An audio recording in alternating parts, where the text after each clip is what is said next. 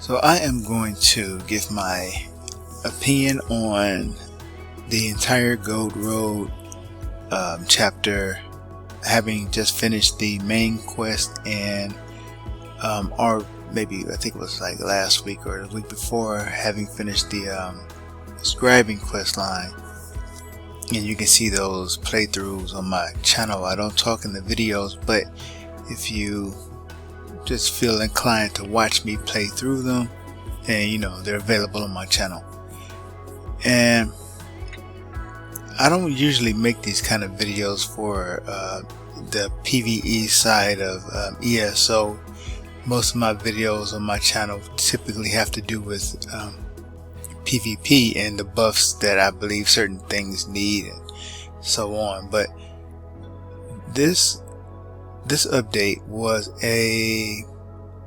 this is going to be an exception, because I really did enjoy doing both quest lines, and that's not something that I could say has been the case for let's say I started in Somerset, so that was like 2018 I think. And so it's Rothgar was the first quest that I played that I really got emotional. I don't want to say emotional as in I was overwhelmed with emotion, but I was definitely in my feelings when I was playing or finishing that quest. I was definitely in my feelings. And since then, it's been about 6 years, right? I haven't really felt anything really when playing through most of the quests or the quest lines on ESO. It's been pretty I've just been smashing the A button to get through most of the quests, right? That's just how it's been. But this time around, and I didn't have very high hopes or high expectations, because you know how these things go, but it had my curiosity. So I was very curious to play the zone, and I can say that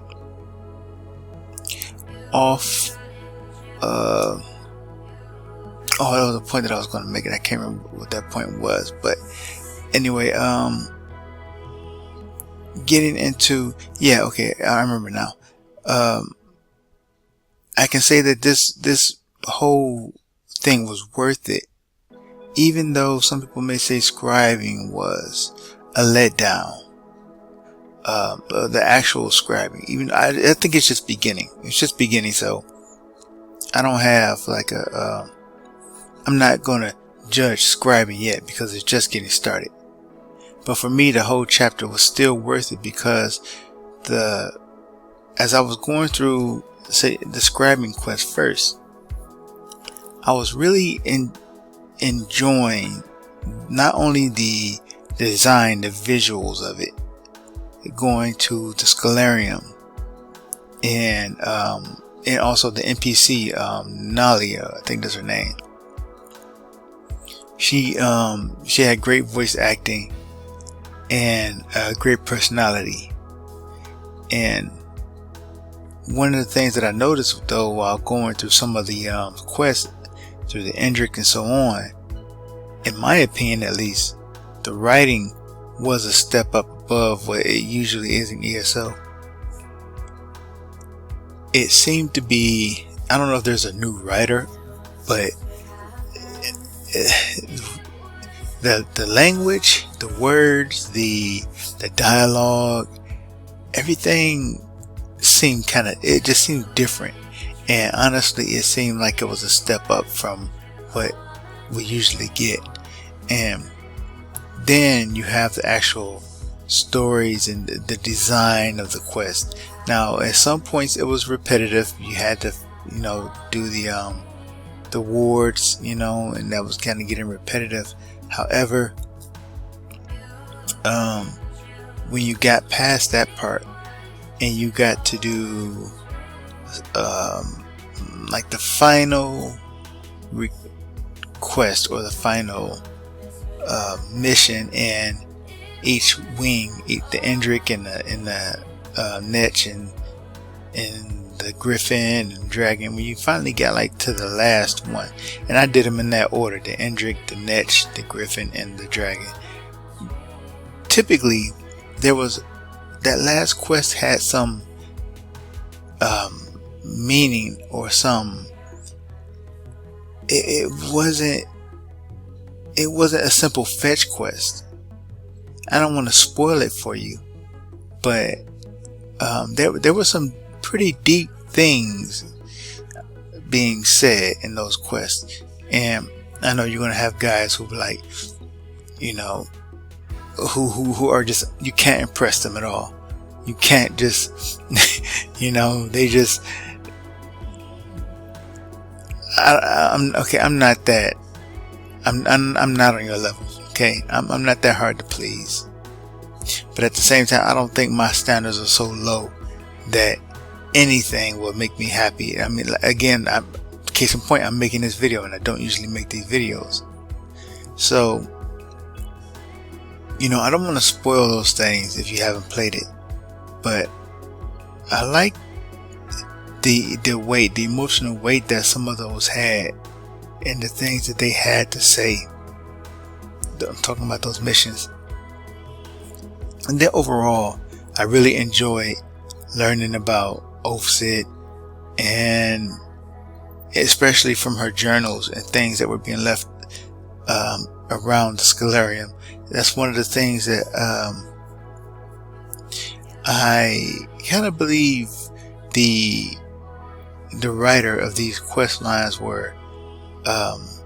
Her story wasn't as tragic, but I kind of believe that the writer of these stories were kind of going for a more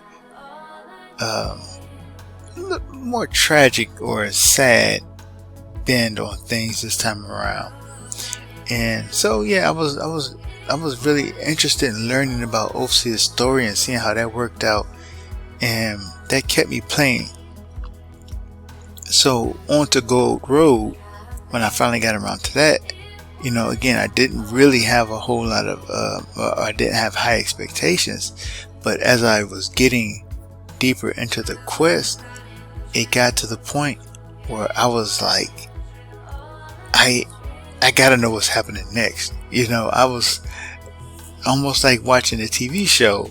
It was getting hard actually for me to stop playing, because I was like, I need to know what comes after this, partly because I was starting to wonder or feel like maybe my character was the character who was in the wrong, and I just wasn't really feeling good about the decisions that my character was making. And I was more on Ethalia's side of things, and so that kept me playing, because I was like, something has to turn, something has to change here, because as it stands right now, I don't want things to go the way they're going. So I had to see what happened next, so I could see, are things going to turn around? Are things going to change? Because like I said, I didn't really like that trajectory that my character was on.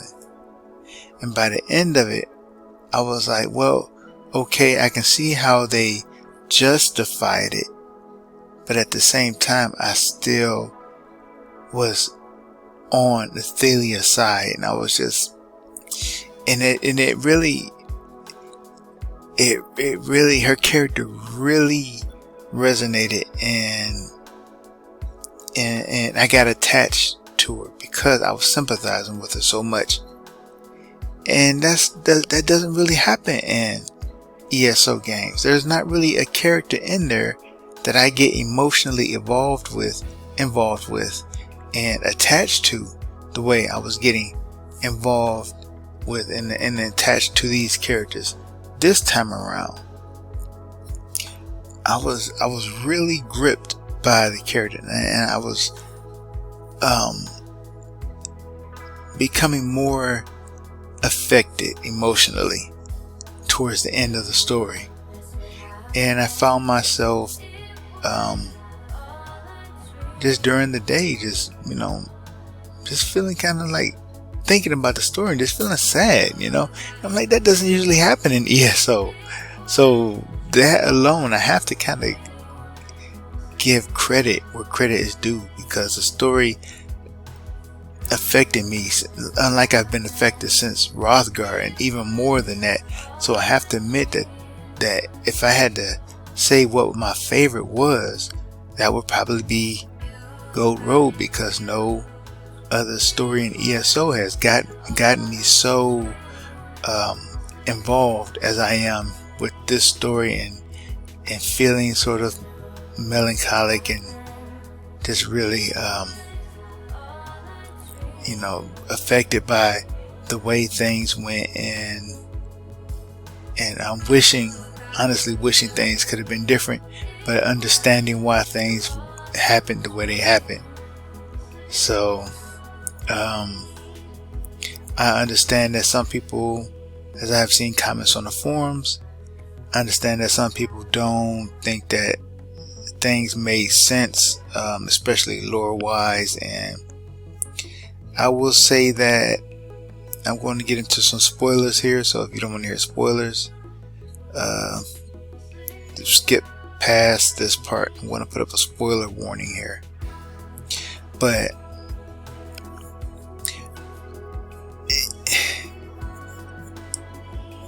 I can see why they had to get rid of the character, especially because Bethesda will only let them do so much.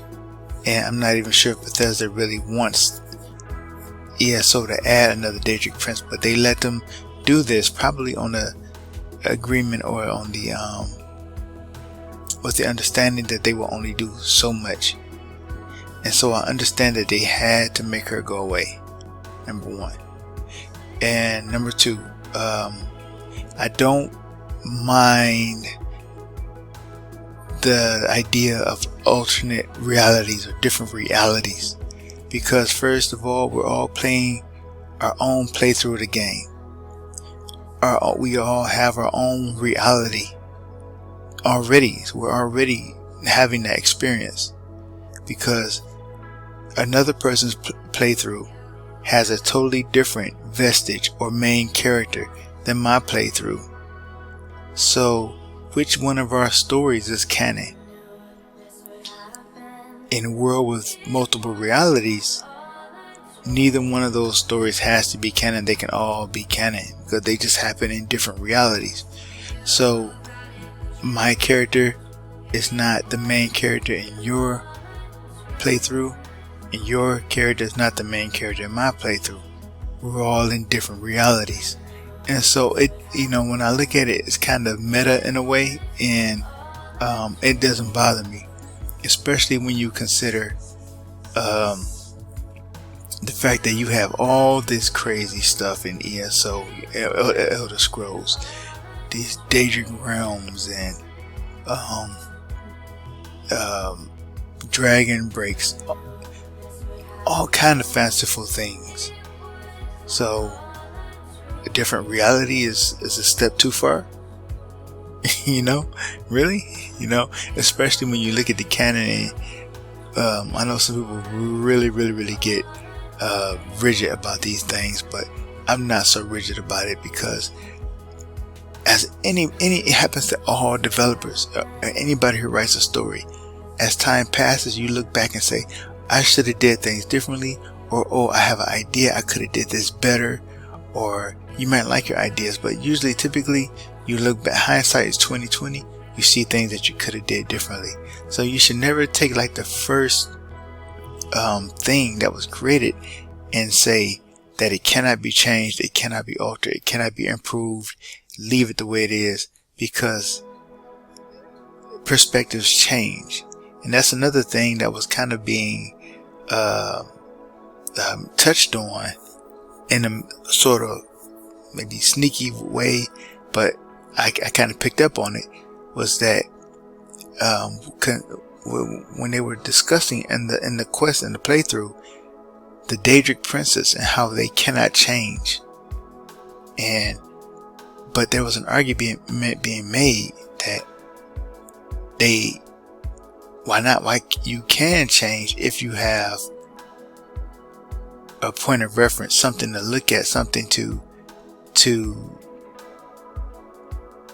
something else to look at. If you live in a bubble, then yeah, you can't change. You can only be what you are. But if you don't live in a bubble, you can see outside of that bubble, and you can see other ways to be. And the same thing happens with IPs. The same thing happens with stories. You don't live in a bubble. You get ideas from outside of the world that you live in, and you can apply those ideas to what you're writing. And so, yeah, I think that pretty much sums up my perspective on that. If I did say that there was one thing that might be a flaw, I'm not nitpicking really, but I mean like a flaw in the resolution of the story. I will say that again, we're in spoiler territory, that if you were to remove Athalia from the world while leaving her power in the world, eventually she would have to, if I can get the word right, is it recorporate or reform? I was thinking about that. I don't know if it's really possible to remove her from the world as they were kind of suggesting in the story, and the resolution was possible to do. I don't really know if it's possible to do that because her power is there. She didn't create herself. The world, so to speak, created her. So it would just probably do it again. And, you know, it's almost like she has to exist. She's a force of nature, just like all the others. And so when I look at it that way, it's almost impossible for her to be gone. But I think they kind of know that too. But they had to close the book on it. They had to close the door and say she can't come back, probably because Bethesda has mandated that.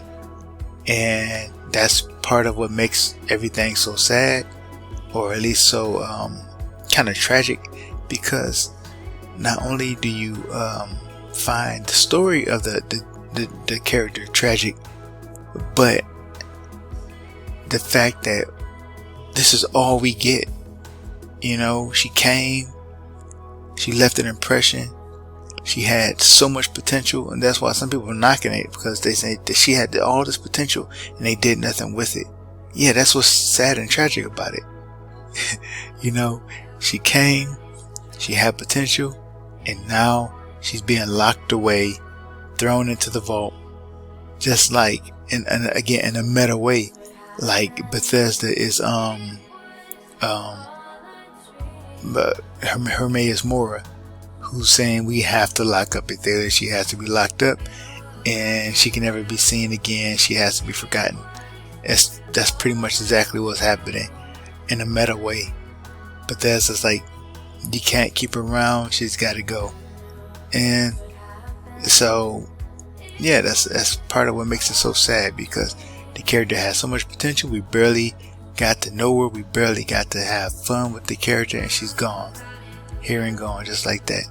So, yeah, I mean, I have to really, so many factors really add up to this being the best chapter. Is really worth it for me, even if describing stuff isn't all of that.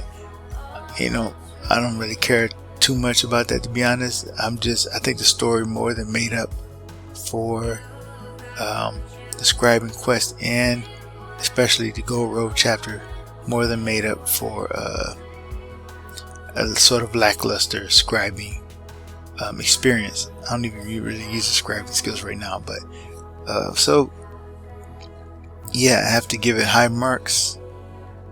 Favorite chapter, it just is what it is. It affected me so much, and I'm still kind of feeling it.